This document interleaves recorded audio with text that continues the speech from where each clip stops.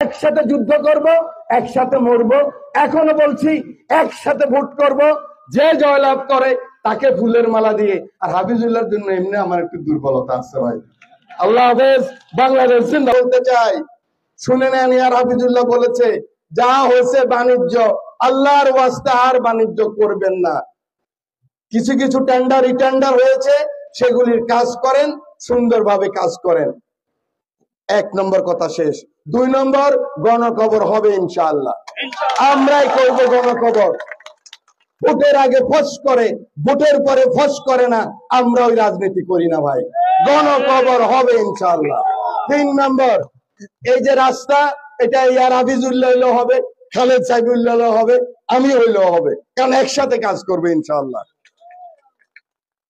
এই যে বালু ব্যবসায়ী যারা আছেন, আল্লাহর ওয়াস্তে ভাইরা, ওসি সাহেব আপনি এখানে উপস্থিত আছেন, আপনি আইন শৃঙ্খলা নিয়ন্ত্রণ করতে আসছেন। কিসের আইন শৃঙ্খলা নিয়ন্ত্রণ ভাই? আমরা যদি বলি 10,000 20,000 লোকের বসো, বসবে, উঠো, উঠবে, ঠিক আছে নি কথা?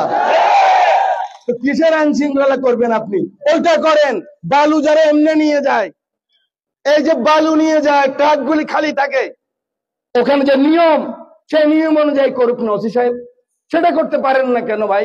কতদিন আপনাদেরকে বলেছি, আজকের এই জনসভায় বলি, কোনদিন একটা সুপারিশ করছি ভাই? বলেন আপনি ওসি সাহেব, একটা আসামি ছাড়িয়ে দেন বলছি, একটা লোকের অ্যারেস্ট করেন বলছি ভাই, এগুলি তো বলছি। মানুষ 5ই আগস্ট আগে কষ্ট পাইছে, এখন একটু দেখুক না যে মানুষ সুবিধা পাচ্ছে। আমার থানার চেহারা পাল্টাই গেছে, আমার ওসি সাহেবের চেহারা পাল্টাই গেছে, ওসি বান্ধব হয়ে গেছে, থানা বান্ধব হয়ে গেছে, ইউনো সাহেব মানুষ বান্ধব হয়েছে, ডিসি সাহেব মানুষ বান্ধব হয়েছে। আজান হয়ে গেছে, বক্তব্য শেষ। ভালো থাকবেন, সুন্দর থাকবেন, ঐক্যবদ্ধ থাকবো, ঐক্যবদ্ধ থাকবো। যারা আন্দোলন করেছি, সংগ্রাম করেছি, একসাথে থাকবো। তখনও বলেছি একসাথে যুদ্ধ করব, একসাথে মরবো। এখনো বলছি একসাথে ভোট করব, যে জয়লাভ করে তাকে ফুলের মালা দিয়ে। আর হাফিজুল্লাহর জন্য এমনি আমার একটু দুর্বলতা আছে ভাই। আল্লাহ হাফেজ, বাংলাদেশ জিন্দাবাদ।